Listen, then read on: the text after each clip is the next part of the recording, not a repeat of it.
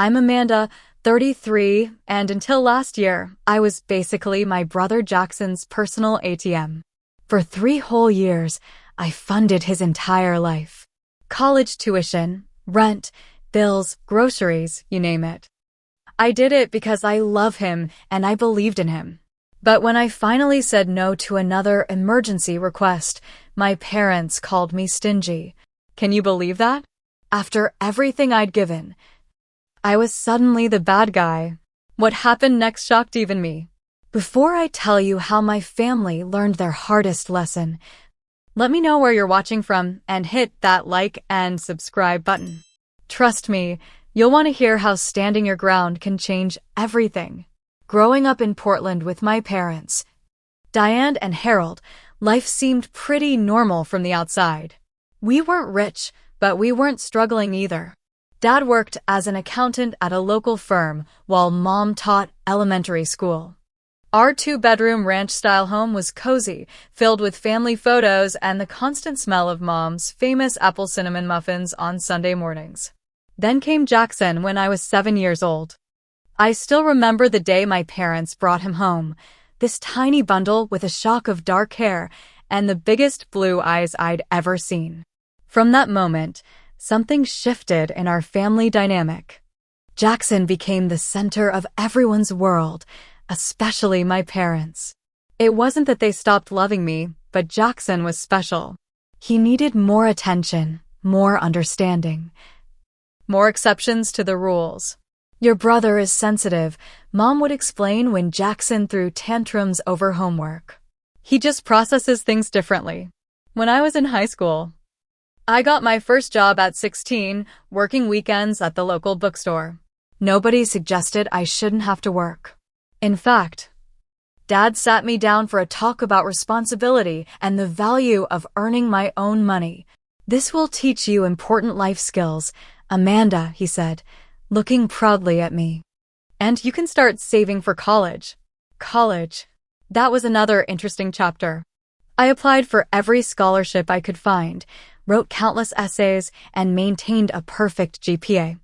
The result was a partial scholarship to Washington State University. My parents contributed what they could, which wasn't much. And I worked 20 hours a week at the campus coffee shop to cover the rest.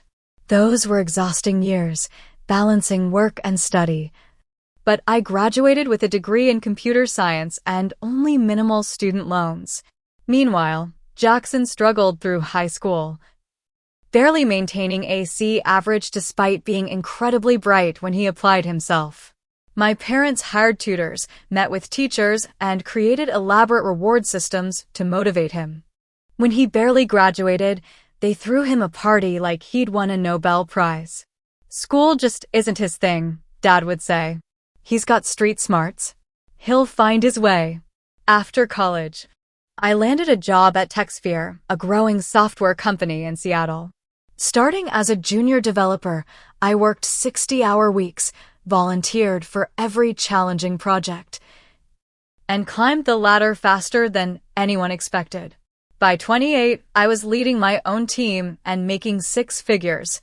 I bought a small but modern condo in a nice neighborhood, drove a reliable car, and started building my retirement savings. I was proud of what I'd accomplished through hard work and determination.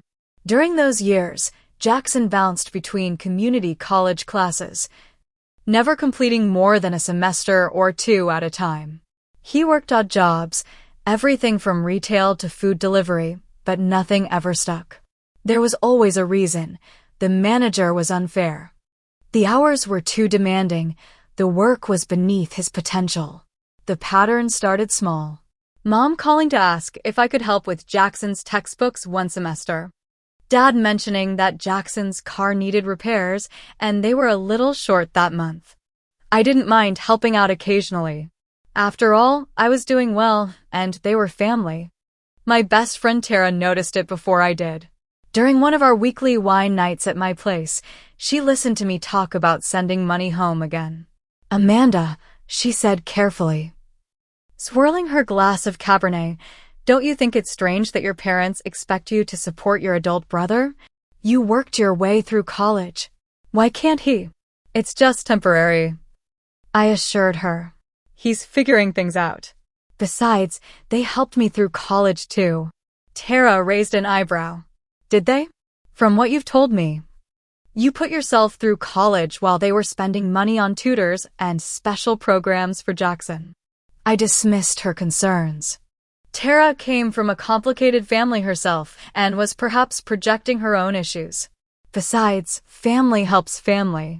That's what I'd always believed. When Jackson dropped out of community college at 20, my parents called me in a panic. He was depressed, they said. Unmotivated.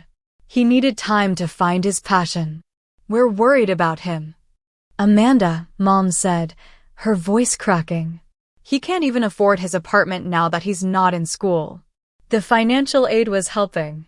What about his job at the electronics store? I asked.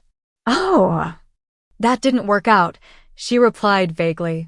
His manager was unreasonable about his schedule. Then came the ask.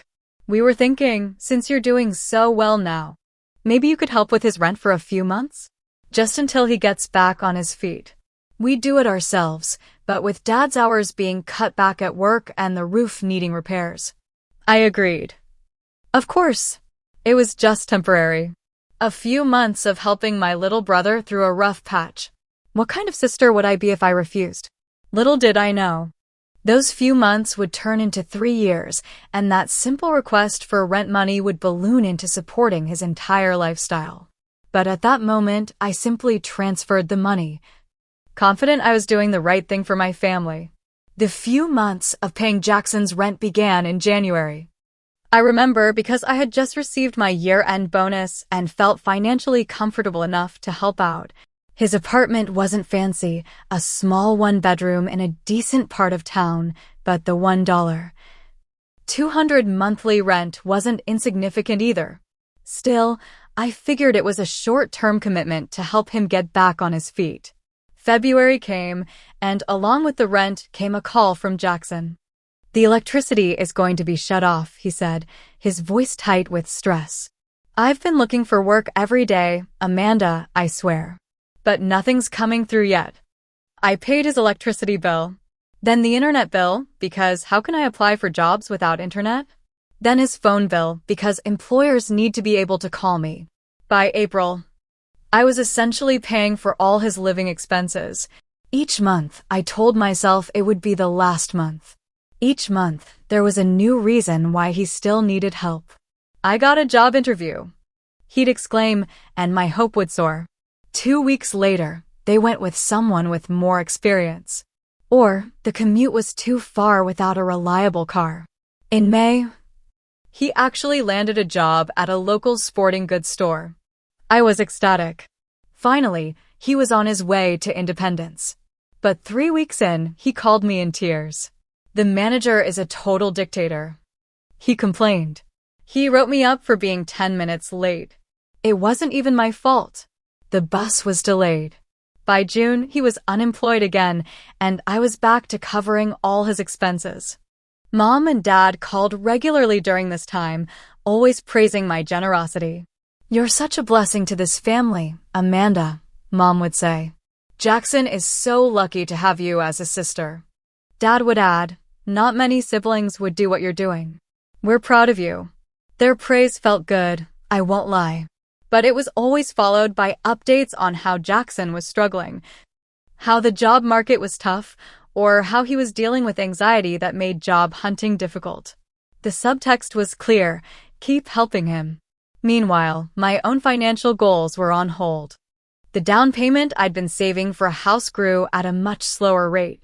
The international trip I'd been planning was postponed indefinitely. At work, I received a promotion to senior development lead, which came with a substantial raise. I should have been thrilled, but my first thought was, now I can afford to help Jackson more easily. Not, now I can achieve my own dreams faster. It's strange how family obligation can rewire your thinking. Jackson, despite claiming constant financial hardship, somehow acquired an expensive gaming setup. When I visited his apartment in August, I couldn't help but notice the new large screen monitor, gaming chair, and collection of the latest games. Where did all this come from? I asked, trying to keep my tone light. Oh, I got super lucky, he grinned. Found most of it secondhand on Craigslist for a steal. And Marcus let me borrow some of his equipment. I had my doubts, but confronting him felt impossible. What if he was finally developing a passion for something? Maybe this could lead to a career in game design or streaming. I chose to believe the best. By the 9-month mark, what had started as just helping with rent had expanded to cover every aspect of Jackson's life. Groceries, utilities, car insurance, phone bill, even his streaming subscriptions. When his laptop died, I bought him a new one. When his wisdom teeth needed removal, I paid the portion his insurance didn't cover. At work, I confided in my colleague Stephanie during lunch one day. She listened intently as I described my situation, then shared her own experience. My sister was the same way, she said, pushing her salad around with her fork. For years, I funded her art career that never took off. Want to know what finally changed things? I nodded eagerly. I stopped, she said simply. It was hard. She was furious. My parents were disappointed. But 6 months later, she had a real job and was actually creating more art than when I was supporting her. Sometimes helping is actually hurting. Her words stuck with me. But I wasn't ready to apply them. Jackson was different. He just needed more time. As the 1-year mark of my financial support approached, I began to feel a growing sense of unease. What had started as temporary assistance had become a permanent arrangement with no end in sight. Jackson had held and lost 3 more jobs during that time, none lasting more than a month. My parents continued to make excuses for him, and I continued to write checks, transfer money, and pay bills. What I didn't realize then was that I wasn't just giving Jackson money. I was giving away my power, my boundaries, and ultimately, my respect. Both self-respect and the respect of my family. It would take 2 more years and tens of thousands more dollars before I finally understood this lesson. As the 2nd year of supporting Jackson began, the dynamic had shifted subtly but significantly. What had once been requests became expectations. What had once been gratitude became entitlement. And what had once been my choice to help became my obligation. The financial burden expanded in unexpected ways. My parents, seeing how willing I was to help Jackson, began asking for loans themselves. First, it was $2,000 for a new water heater. Then $1,500 for property taxes they were short on. Each time, they promised to pay me back as soon as things stabilize. Somehow, things never stabilized, and those loans were never mentioned again. Despite my growing unease, there was one request I was genuinely happy to fulfill. Jackson called me in February, sounding more excited than I'd heard him in months. Amanda, I've been doing a lot of thinking, he said, his voice brimming with enthusiasm. I want to go back to college. For real this time. I've been researching programs in graphic design. I think I've found my calling. My heart soared. This was exactly what I'd been hoping for all along. A direction. A purpose. A path to independence. I immediately agreed to pay his tuition at the local community college, plus a book stipend. The $4,200 semester fee felt like an investment rather than a handout. For the first month, Jackson seemed committed. He talked about his classes, showed me projects he was working on, and seemed to be thriving. I started to believe that perhaps all the support had been worthwhile, a bridge to this moment when he found his path. Then the updates about school became less frequent. My questions about his classes were met with vague responses. Still, I assumed he was busy studying and creating. I continued paying his rent, utilities, and living expenses without question, happy that at least his tuition was going toward building his future. It wasn't until the end of the semester, when I asked about his final projects, that the truth came out. Not directly, of course. Jackson mumbled something about taking a break from school. When I pressed further, he admitted he'd stopped attending classes back in March, just weeks after starting. The professor was an asshole, he explained defensively. He had it out for me from day one. And honestly, the program wasn't teaching me anything I couldn't learn on YouTube for free. I was stunned into silence. 3 months of tuition, wasted. 3 more months of supporting him, with nothing to show for it. Worse. He hadn't even respected me enough to tell me when he dropped out. Why didn't you tell me? I finally asked, my voice barely above a whisper. I knew you'd be disappointed, he shrugged. And I didn't want to deal with that on top of everything else I was going through. Everything else he was going through. As if he was the one working 60-hour weeks to support 2 households. As if he was the one putting his life on hold while watching his savings dwindle. The injustice of it hit me like a physical blow. Yet still, I didn't stop the support. I was in too deep now. What would happen to him if I cut him off? Where would he go? What would my parents think of me? The golden handcuffs of family obligation kept me chained to this unhealthy dynamic. Jackson's attitude toward me began to change as well. The enthusiastic thank yous of the early days had long since disappeared, but now there was something else in his manner. A subtle condescension. A hint of judgment. As if I was the fool for working so hard when he had figured out how to live comfortably without all that effort. You look tired, he commented during one of my visits. Lounging on the couch I had paid for, playing a game on the console I had funded. You should take a vacation or something.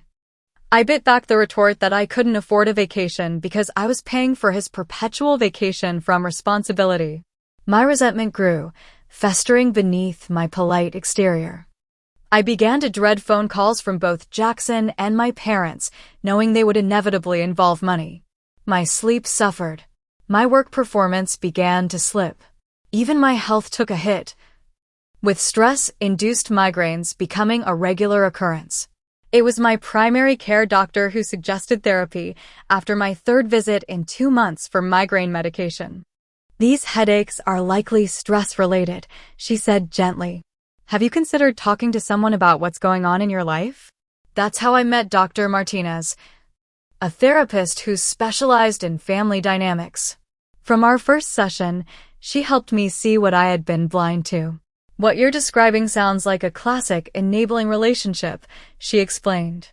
By continually rescuing your brother from the natural consequences of his actions, you're actually preventing him from developing the skills and resilience he needs. But if I don't help him, no one will, I protested. Are you sure about that? She asked. Or is it possible that if you stopped being his safety net, he might finally find his own wings? Those sessions became my lifeline. The one place where I could express my growing anger and resentment without judgment. Dr. Martinez helped me see that my relationship with my family wasn't just unhealthy for me. It was ultimately unhealthy for Jackson too. I tried, tentatively, to establish some boundaries. I told Jackson I would continue paying his rent and utilities, but he needed to cover his own food and entertainment. The response was immediate and intense, not just from him, but from my parents as well. He's really struggling right now, Amanda, Mom said, her voice thick with disappointment. This isn't the time to pull back support. We're family, Dad added firmly. Family takes care of each other. The irony that I was the only one doing the taking care part went unaddressed. The breaking point came during Thanksgiving of that year. We gathered at my parents' house, with Jackson arriving late as usual. As we ate the dinner I had largely paid for, he casually mentioned the weekend trip to Las Vegas he was planning with friends. The hotels on the Strip are so expensive, he complained, helping himself to seconds before I'd even finished my first plate. But Marcus found this awesome deal at the Bellagio. It'll still set me back, but why LO, right? I sat there, fork suspended midair, as the reality of my situation hit me with stunning clarity. I had canceled my own weekend getaway to a local spa the month before because I couldn't justify the expense while supporting Jackson. And here he was, planning a luxury Vegas trip while pleading poverty to me every time a bill came due. That night, I sat in my childhood bedroom and calculated exactly how much I had spent supporting Jackson over the past 2 years. The number made me physically ill. $74,328. Enough for a down payment on a house. Enough for a master's degree. Enough to have taken a significant step toward any number of my own dreams. And what did Jackson have to show for it? No education. No career progress. No savings. No appreciable skills. Just a growing sense of entitlement and a sister whose resentment was reaching a boiling point. Something had to change. I just didn't realize how painful that change would be for everyone involved. January marked the beginning of the 3rd year of my financial support of Jackson. 3 years of putting my brother's needs above my own.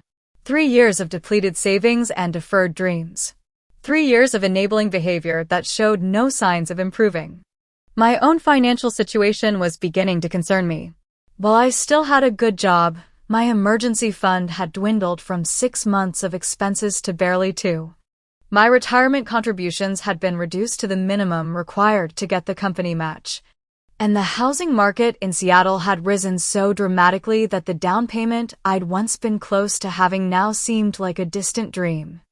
I was 33 years old and treading water financially, all because I was carrying my adult brother along with me. The catalyst came on a rainy Tuesday morning. I was in an important virtual meeting when my phone started vibrating repeatedly with calls from Jackson. I ignored it initially, but when he called for the 5th time in 10 minutes, I excused myself from the meeting, concerned there might be an emergency. "Jackson? What's wrong?" I answered, heart racing. "Thank God you answered," he said, sounding distressed. "It's an emergency." My mind immediately went to worst-case scenarios. An accident. A health crisis. A fire in his apartment. "I totaled my car, Amanda," he continued. "I'm okay, but the car's done for." Relief that he wasn't injured quickly gave way to the realization of why he was calling. "I need to get a new car ASAP," he said, as if it were a foregone conclusion that I would handle this. "I found a decent used Honda for $15,000. Can you transfer the money today?" "The dealer won't hold it long." $15,000. For a car, after everything else I'd paid for. The audacity of it knocked the wind out of me. "What happened with your insurance?" I managed to ask. "Well, that's the thing," he said, his voice taking on that familiar wheedling tone. "I kind of let the comprehensive coverage lapse. It was so expensive, and I figured since the car was old anyway." I closed my eyes, letting the reality wash over me. No insurance. A totaled car. And an expectation that I would simply write another check to solve the problem.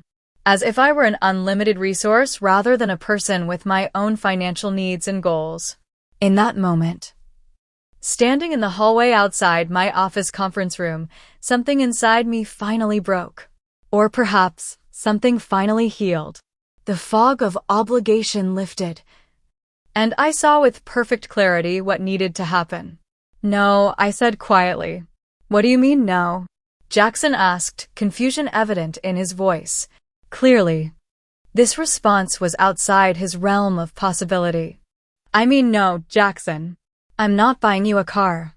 I'm not sending you $15,000. In fact, I'm not sending you any more money at all." There was a long silence, followed by nervous laughter. "Very funny, Amanda. Seriously though, I need the money today if possible." "I'm not joking," I said, my voice gaining strength. "This ends now. I've supported you for 3 years with nothing to show for it. I've put my own life on hold while funding yours. I'm done." The shift in his tone was immediate. Gone was the jovial brother, replaced by cold anger. "You can't just cut me off," he snapped. "What am I supposed to do without a car? How will I get to job interviews?" "The same way I did in college," I replied. "Public transportation. Or ask mom and dad for help for a change. They don't have that kind of money, and you know it," he shot back. "You're just being selfish. You make plenty of money." I make money because I work hard for it, I said, surprising myself with my calm. And it's my money to decide how to spend. I'm not being selfish by choosing to stop funding your lifestyle. The call ended with Jackson shouting that I would regret this, that I was a terrible sister, that the family would be disgusted with my selfishness. He was right about one thing. The family was quick to respond. Within hours, my phone was blowing up with texts and calls from both parents. How could you do this to your brother? Mom demanded when I finally answered her call that evening. He needs you right now. He's needed me for 3 years, Mom, I replied. When does it end? When does he start standing on his own 2 feet? You don't understand what he's going through, she insisted. He's sensitive. He struggles with things that come easily to you. What exactly has he been struggling with for 3 years that justifies me paying for everything? I asked. He doesn't go to school. He doesn't keep a job. He doesn't even try to be financially independent. That's not fair, she said, her voice cracking. You've always been the strong one. The independent one. Jackson needs more support. My father called next, his approach more direct. Amanda, you need to reconsider this decision, he said sternly. Family doesn't abandon family when they're down. I haven't abandoned him, Dad. I replied. I've supported him completely for 3 years. That's the opposite of abandonment. And now when he needs you most, you're turning your back on him, he continued as if I hadn't spoken. After all we've done for you, this is how you repay us? That stopped me cold. What exactly have you done for me? I asked, a lifetime of unequal treatment suddenly crystallizing in my mind. I worked through college. I built my career on my own. I've been financially independent since I was 18. And for the past 3 years, I've been supporting your son because you two wouldn't or couldn't. The silence on the other end of the line was deafening.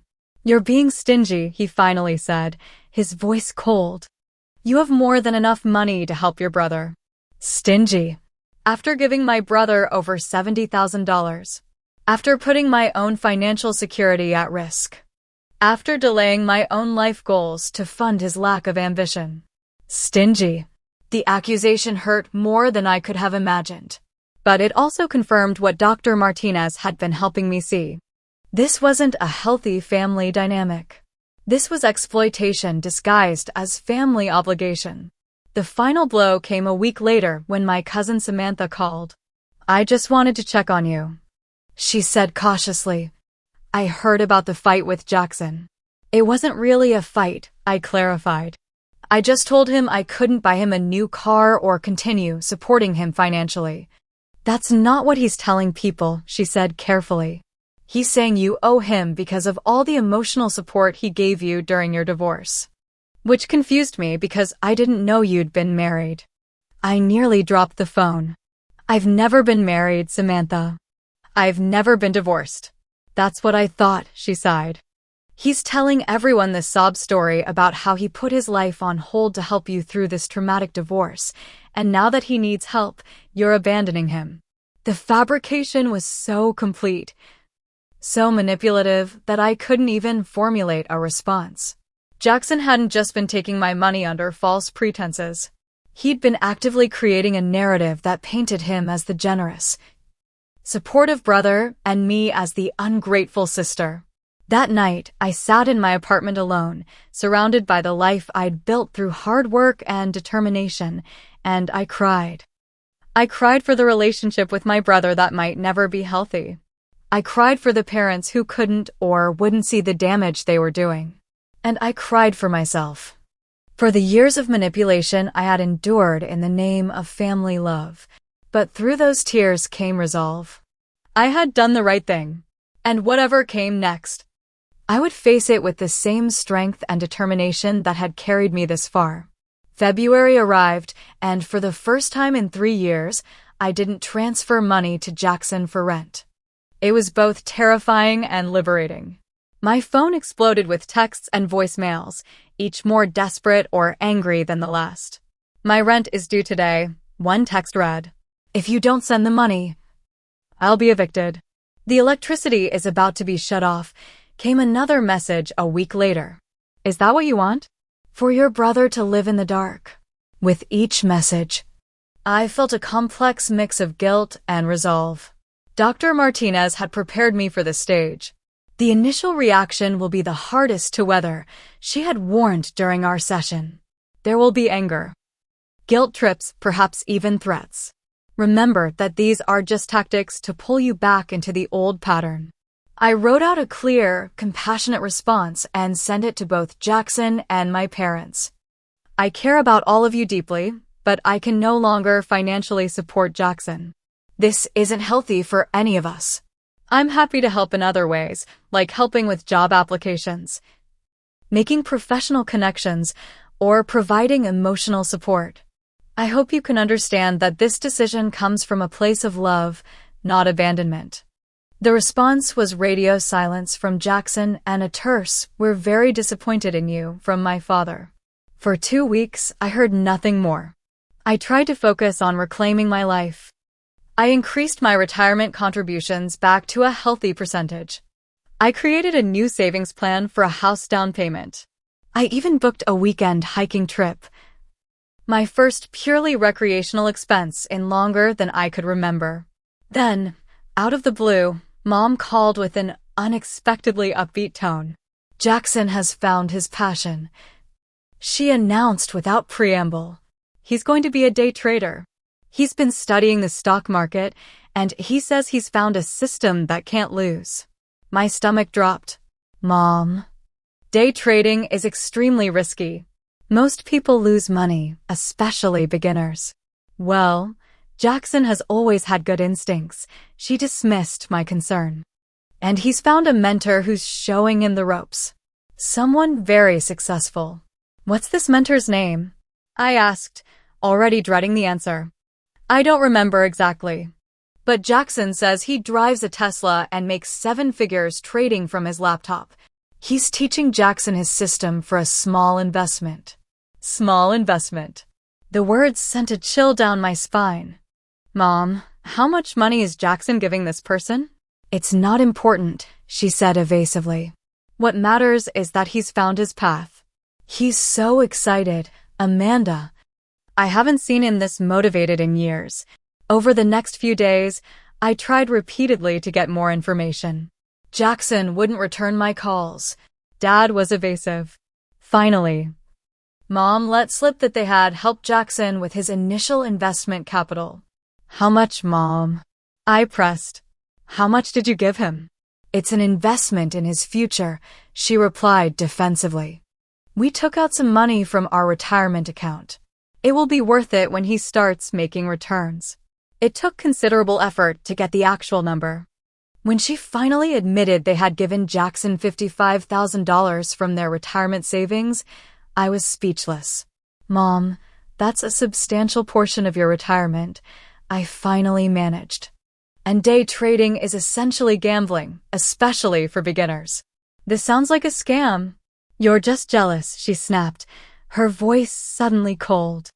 "You've always wanted to be the successful one. You can't stand the idea that Jackson might outshine you." The accusation was so absurd that I couldn't even formulate a response. I'd spent 3 years and tens of thousands of dollars trying to help Jackson succeed. The last thing I was worried about was being outshined. Despite my warnings, my parents and Jackson forged ahead with this investment opportunity. For a few weeks, they were jubilant. Jackson reported making small gains, which he reinvested. My parents spoke about how he had finally found his calling. There was even talk of him buying his own condo once the big returns started coming in. I watched from a distance, sick with worry but powerless to intervene. This wasn't just Jackson making a poor decision with my money anymore. This was my parents risking their retirement security on what sounded increasingly like a classic investment scam. The collapse came swiftly. One Friday evening, Jackson called me in tears. "It's gone," he sobbed. "All of it. The market crashed, and the stop losses didn't work like they were supposed to, and now it's all gone." "All of what is gone, Jackson?" I asked. Though I already knew. "The investment money. Mom and Dad's money. All of it." The details emerged slowly between his sobs. The mentor had disappeared as soon as things went south. The foolproof system had failed catastrophically in a volatile market. And my brother had lost every penny of my parents' retirement money. The next day, I drove to my parents' house. The atmosphere was funereal. Mom's eyes were red-rimmed from crying. Dad looked 10 years older than the last time I'd seen him, his shoulders slumped in defeat.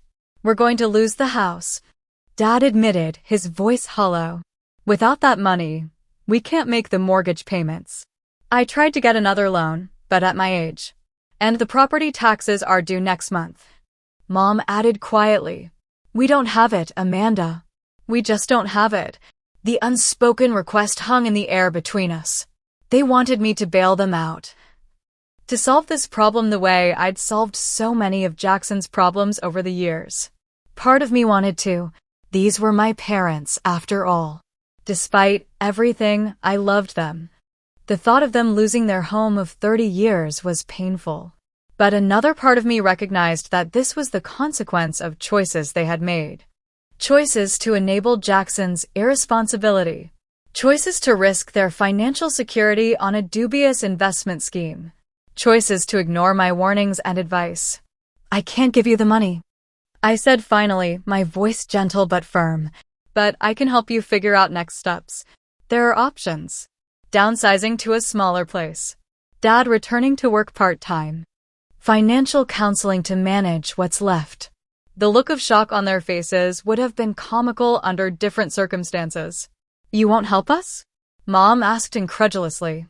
"After all we've done for you?" "I am helping you," I replied.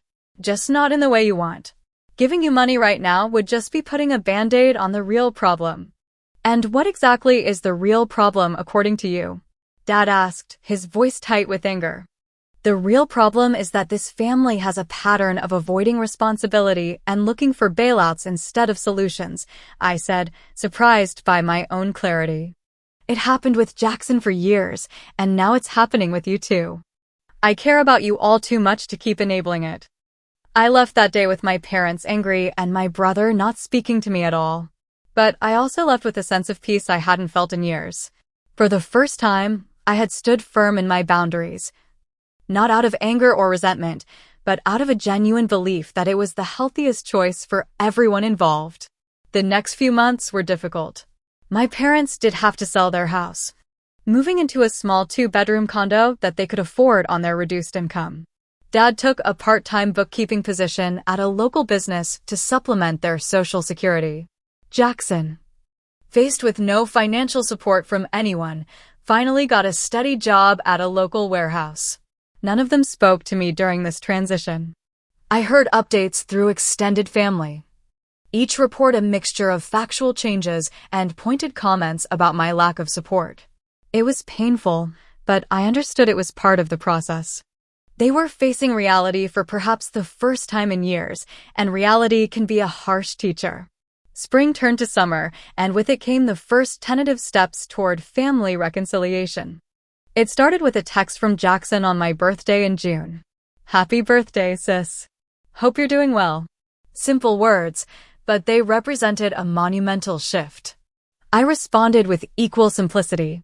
"Thank you, Jackson. How are you doing?" What followed was our first genuine conversation in months. He was still at the warehouse job, having received a small promotion to shift supervisor. He had moved to a cheaper apartment with a roommate. Things were tight financially, but he was managing. "I was really angry at you," he admitted toward the end of our exchange. "I felt like you abandoned me when I needed you most." "I understand that," I replied. "But I had to make a change. For both of us." "Yeah," he texted back after a long pause. "I think I'm starting to see that." 2 weeks later, Mom called. The conversation was stiff at first, filled with careful small talk about the weather and her container garden at the new condo. But eventually, she got to the point. "Your father and I have been seeing a financial counselor," she said. "Part of our homework was to identify patterns that led to our current situation." I held my breath, unsure where this was going. "I don't think we've been fair to you, Amanda," she continued, her voice catching. For a long time, we put too much responsibility on your shoulders while making excuses for Jackson. The counselor helped us see that. It wasn't a full apology, but it was a start. A recognition of the imbalance that had defined our family dynamic for so long. Dad was the last to reach out in his own way. He asked if I could help him update his resume, since it had been decades since he'd needed one. As we sat at my kitchen table, working on highlighting his skills and experience, he cleared his throat awkwardly. "That day trader thing was a mistake," he said, not meeting my eyes. "We should have listened to you." "It's okay, Dad," I said softly. "You were trying to help Jackson." "No. We were trying to find a quick fix," he corrected me. "We've done that his whole life. Quick fixes instead of real solutions." He looked up at me then. "You were right to stop enabling him. And us." By late summer, we had established a new kind of relationship. I visited their condo for Sunday dinner once a month. Jackson joined occasionally when his work schedule allowed. The topic of money rarely came up, but when it did, it was discussed openly and honestly.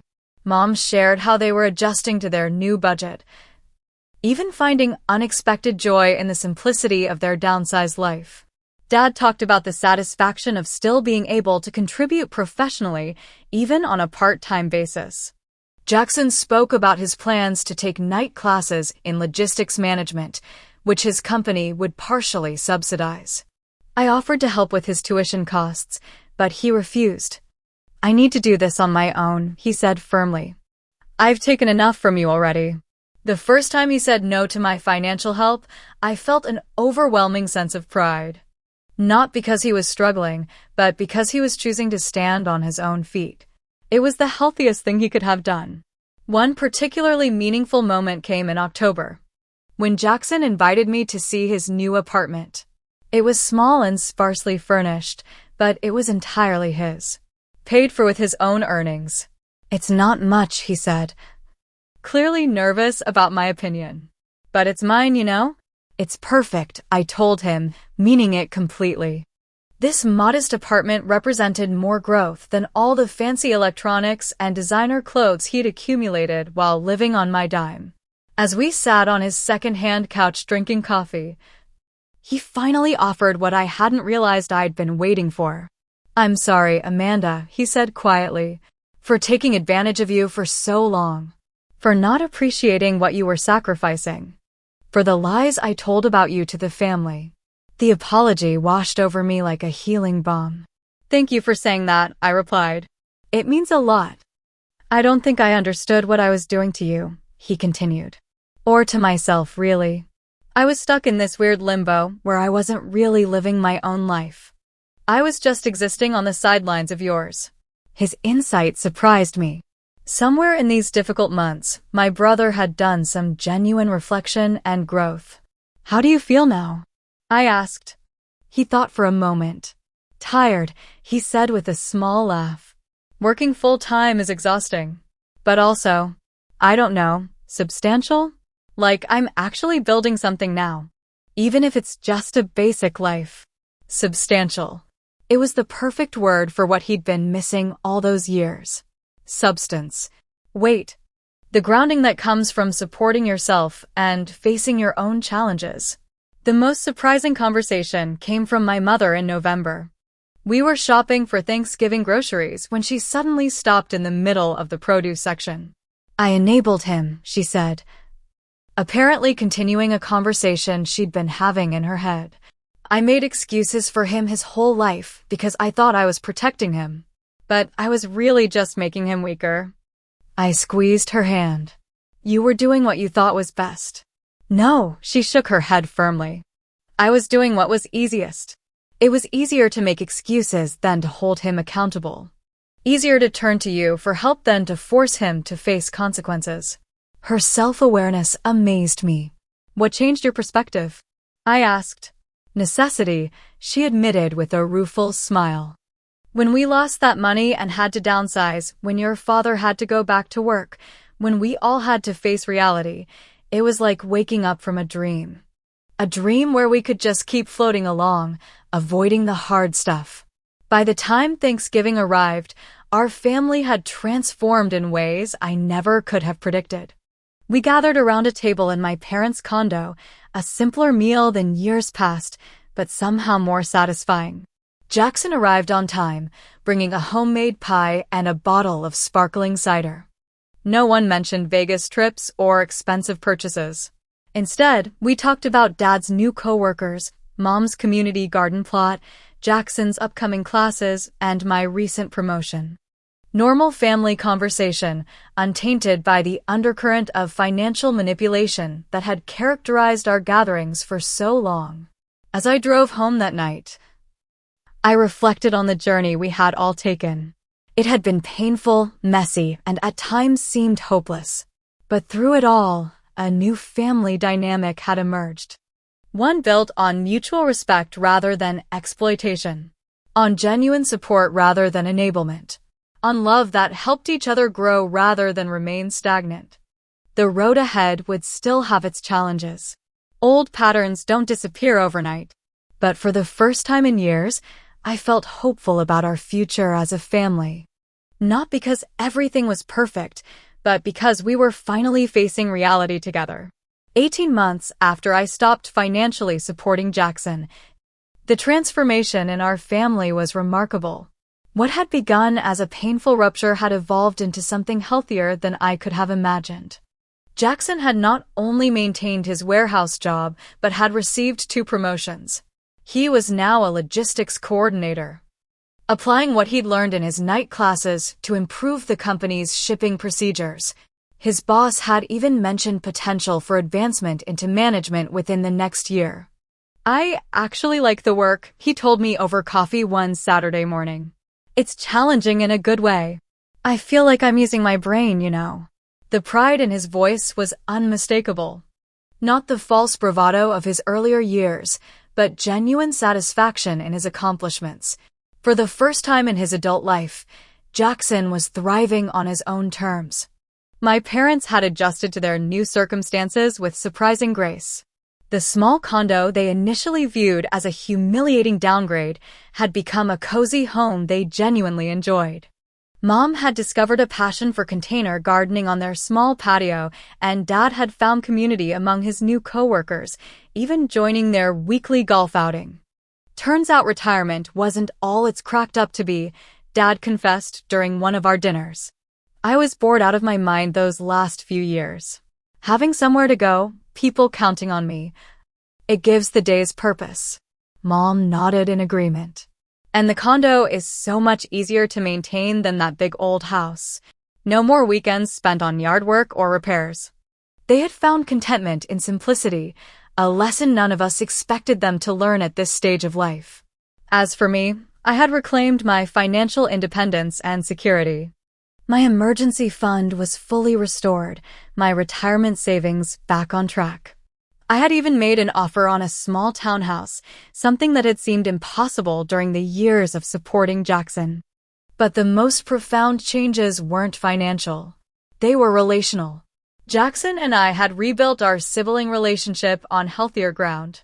Gone was the dynamic of provider and dependent, replaced by mutual respect and genuine interest in each other's lives. We met for dinner or coffee regularly, splitting the bill without comment. He asked about my work projects with real curiosity, and I took genuine pleasure in hearing about his accomplishments, however modest they might seem to others. One evening, as we walked back to our cars after dinner, he stopped suddenly. "I need to tell you something," he said, his expression serious. "When you cut me off financially, it was the best thing anyone has ever done for me." I raised my eyebrows, surprised by the directness of his statement. "I hated you for it at the time," he continued. "I was furious, scared, but it forced me to grow up in ways I'd been avoiding for years." He took a deep breath. "Thank you for having the courage to do what no one else would." His words brought tears to my eyes. After all the anger, the accusations of selfishness and abandonment, to hear him acknowledge the gift hidden within that difficult decision was deeply healing. "I'm proud of you, Jackson," I said simply. "Not because of me, but because of what you've done with the challenge." My relationship with my parents had evolved as well. The unspoken expectation that I would solve family problems with my checkbook had disappeared. In its place was a more balanced dynamic where my professional success was celebrated without being exploited. During a Sunday visit, Mom pulled me aside while Dad and Jackson were discussing a baseball game on TV. "I've been wanting to tell you something," she said quietly. "I'm sorry for how we treated you all those years. We put so much pressure on you to take care of Jackson, to be the responsible one. It wasn't fair." "It's okay, Mom," I assured her.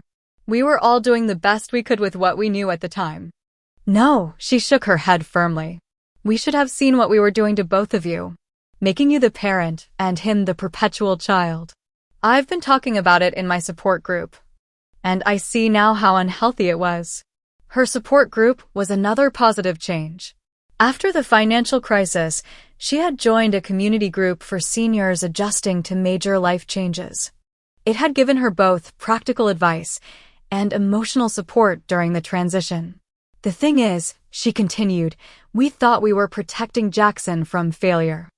But we were actually preventing him from succeeding. He needed to fall down a few times to learn how to pick himself up." Her insight impressed me. "That's exactly it, Mom. And he's doing it now. Picking himself up."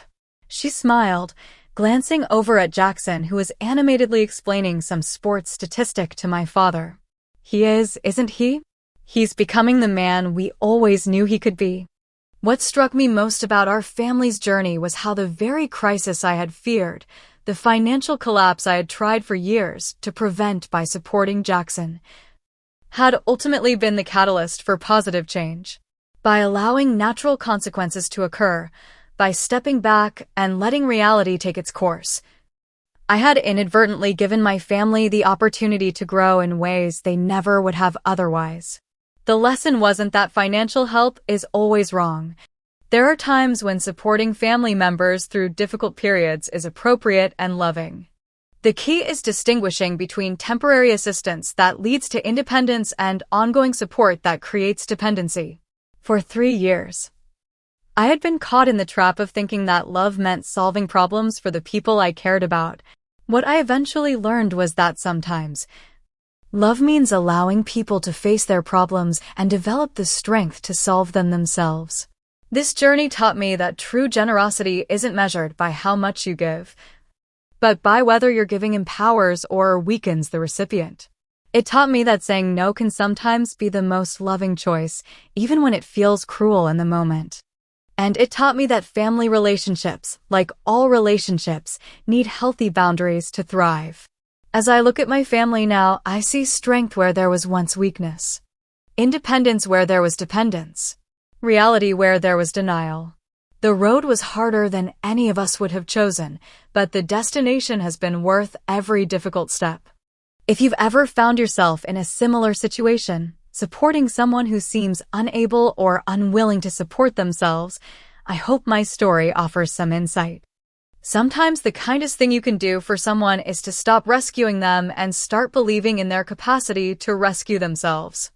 Have you ever had to make a difficult decision that ultimately helped someone grow? Or have you been on the receiving end of tough love that changed your life?